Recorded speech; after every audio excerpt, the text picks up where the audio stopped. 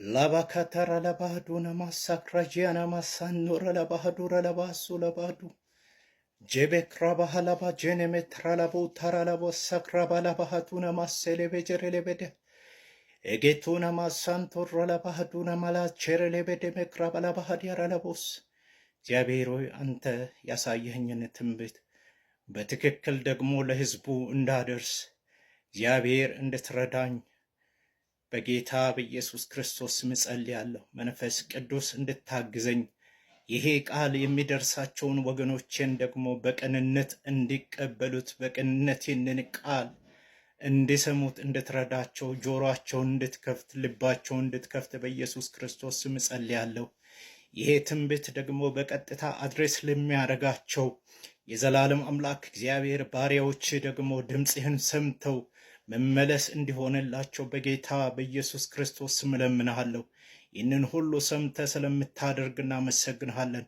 በክርስቶስ ኢየሱስ ጌታ ስም አሜን። እንደምናችሁ ወገኖች፣ የእግዚአብሔር ቤተሰቦች፣ በጌታ በኢየሱስ ክርስቶስ ስም ሰላም ለእናንተ ይሁን። ሻሎም ሻሎም። በዚህ ሰዓት ወደ እናንተ ፊት ይህንን መልእክት ለማድረስ የፈለግኩት እግዚአብሔር ቃል ሰጥቶኝ ይህንን ቃል ደግሞ በጌታ በኢየሱስ ክርስቶስ ስም ለሕዝቡ እንዳደርስ በውስጤ ስለከበደ ይህንን ቃል ደግሞ በፊታችሁ ይዤ መጥቻለሁ።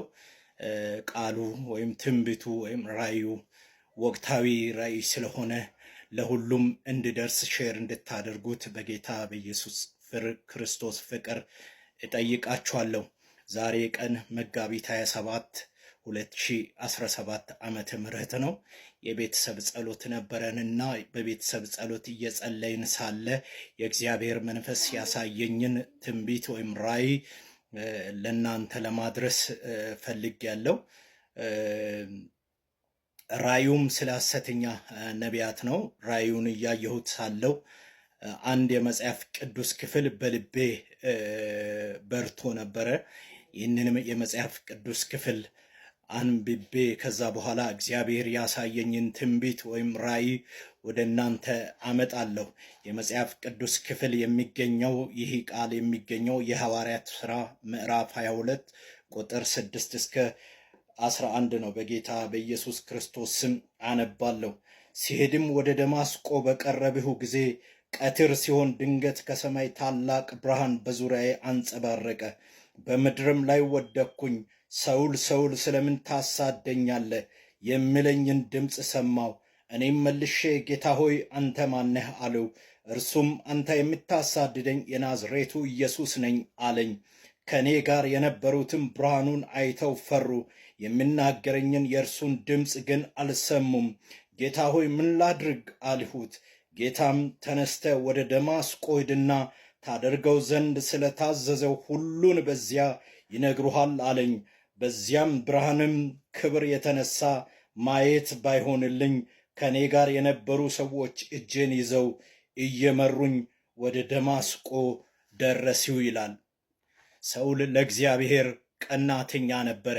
የእግዚአብሔርን መንገድ ለእግዚአብሔር ቤት ቀናተኛ ነበረ። በያዘው ሃይማኖት፣ በያዘው እምነት በጣም ቀናተኛ ከመሆኑ የተነሳ ነገር ግን ከዛ ፈቀቅ የሚሉትን ሌሎችን እያሳደደ ሐዋርያትን እያሳደደ ነቢያትን እያሳደደ በደማስቆ እየሄደ ሳለ ትእዛዝ አስወጥቶ እነዚህን ሐዋርያት ለማስገደል እነዚህን ሐዋርያት ለማሳሰር ወደ ደማስቆ እየገሰገሰ ባለበት ሰዓት ድንገት ከሰማይ ብርሃን ሆነ ይላል።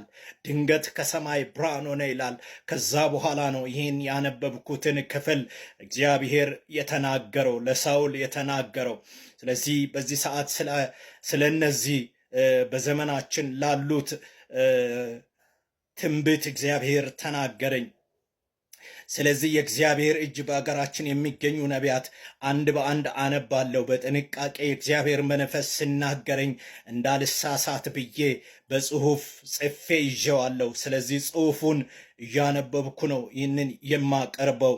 ስለዚህ የእግዚአብሔር እጅ በአገራችን የሚገኙ ነቢያት ነንባዮች ስታስጨንቃቸው አየሁ። ከጭንቀታቸውም የተነሳ ከአንዳንዶቹ ላይ ከዓይናቸው እንቅልፍ ሲጠፋ አንዳንዶቹም ሲቁነጠነጡ የልብ ምታቸው ሲጨምር ሲያልባቸው አየሁ።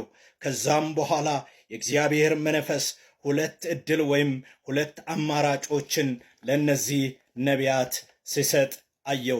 የመጀመሪያው አማራጭ ወይም ዕድል እሺ ብለው ጌታን ለሚታዘዙ ወደ ቀደሙ አባቶችና ወደ ወንጌል አብያተ ክርስቲያናት ካውንስል መሪዎች ጋር በመሄድ ከልብ የሆነ ይቅርታን እንዲጠይቁና ቀጣይ እንዴትና በምን መንገድ እንዲመላለሱ እንዲያስታውቋቸው እንዲጠይቋቸው ስል የእግዚአብሔር መንፈስ ተናገረኝ። እዚህም ቦታ ላይ ያደረገው ሳውልን ያደረገው ምን እንዳደርግልህ ትወዳለህ ብሎ ጌታን እሺ ባለ ጊዜ ጌታን በታዘዘ ጊዜ ምን አደርግ ዘንድ ትወዳለህ ብሎ በተናገረ ጊዜ ተነስተ ወደ ደማስቆ ሂድና ታደርገው ዘንድ ስለታዘዘው ሁሉን ነገር ይነግሩሃል አለ። ታደርገው ዘንድ ስለታዘዘው እኔ ስለሚፈልገው ነገር ሁሉን ይነግሩሃል። አንተ የምታሳድዳቸው ሐዋርያት ይነግሩሃል አለ። በዚህ ሰዓት ደግሞ እነዚህን እሺ የሚሉትን የሚመለሱትን ከእውነተኛ ልብ የሚመለሱትን ነቢያት እግዚአብሔር እንዲህ ይላቸዋል። እውነተኛ ንስሐ ገብታችሁ ወደ አብያተ ክርስቲያናት ኅብረት ካውንስል ወደ ቀደሙ የእምነት አባቶች ዘንድ በመሄድ ይቅርታን ጠይቁ። ከዚያም ምን እንዳደርግ ትፈልጋላችሁ? በሚቀጥሉት ጊዜያት እንዴት ባለ መንገድ እንዲሄድ ትፈልጋላችሁ? እንዴት ባለ መንገድ ልሂድ ብለው መንገድን እንዲያስታውቋቸው እንዲጠይቁ ተናገረኝ።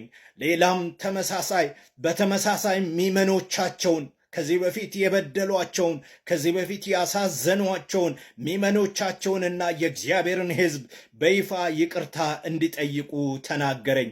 ሚዲያ ያላቸው ነቢያት በሚዲያቸው በይፋ ይቅርታ እንዲጠይቁ ከዚህ በፊት በነበረ ሁኔታ በዚህ መልክ አጥፍተናል፣ አጥፍቻለሁ፣ በድያለሁ። ከዚህ በኋላ የወንጌል አማኞች በሚሄዱት በእውነተኛው መንገድ በእውነተኛው ክርስትና በእውነተኛው የክርስቶስ ወንጌል የክርስቶስን ወንጌል በመስበክ የእግዚአብሔርን ቃል በመናገር ወደፊት እቀጥላለሁ ብለው ይቅርታ እንዲጠይቁ ተናገረኝ።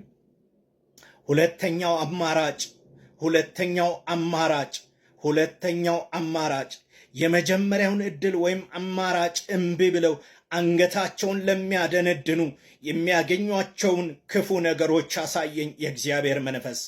እምቢ ብለው አንመለስም ብለው እግዚአብሔር ተመለሱ ስል እምቢ ብለው አሻፍሬም ብለው በቀደመው መንገድ ለመሄድ የሚፈልጉትን አንገታቸው ያደነደኑትን የሚያገኛቸውን ክፉ ነገር አሳየኝ። ከሚያገኛቸው ወደ 5 የሚሆኑ ክፉ ነገሮች እንደሚያገኛቸው እግዚአብሔር አሳየኝ። የመጀመሪያው ሊደብቁት በማይችሉት ክፉ በሽታ ይመታሉ። በልብሳቸው ሊደብቁት በማይችሉት፣ በሰውነታቸው ሊደብቁት በማይችሉት፣ በማናቸውም በሀብታቸው በገንዘባቸው ሊደብቁት በማይችሉት ክፉ በሽታ እንደሚመቱ ተናገረኝ። ሁለተኛው የሚያገኛቸው ክፉ ነገር ከሕዝብ ልብ ውስጥ አስወጣቸዋለሁ። በመሆኑም ትልልቅ የአምልኮ አዳራሾቻቸው ወና ወይም ባዶ ይሆናሉ አለኝ። ከሕዝብ ልብ ውስጥ አስወጣቸዋለሁ። ከተከታዮቻቸው ልብ አስወጣቸዋለሁ። በተለያየ ሚዲያ የነሱ ስም ሲመጣ የነሱ ፎቶ ሲመጣ ፈጥነው ስክሮል እያደረጉ ያልፋሉ። ፎሎው የሚያደርጉ ሳይሆን ስክሮል እያደረጉ ያልፋሉ። ከሕዝብ ልብ ውስጥ አስወጣቸዋለሁ አለኝ። ሦስተኛው የሚያገኛቸው ክፉ ነገር የፋይናንሳቸውን ምንጭ አደርቃለሁ። ዛሬ የሚመኩበትን፣ ዛሬ ሌሎችን የሚጫኑበትን፣ ዛሬ ሌሎችን የሚያስጨንቁበትን የፋይናንሳቸውን ምንጭ አደርቃለሁ አለኝ። አራተኛው አንዳንዶቹን በድንገተኛ ሞት አነሳቸዋለሁ አለኝ። በድንገተኛ ሞት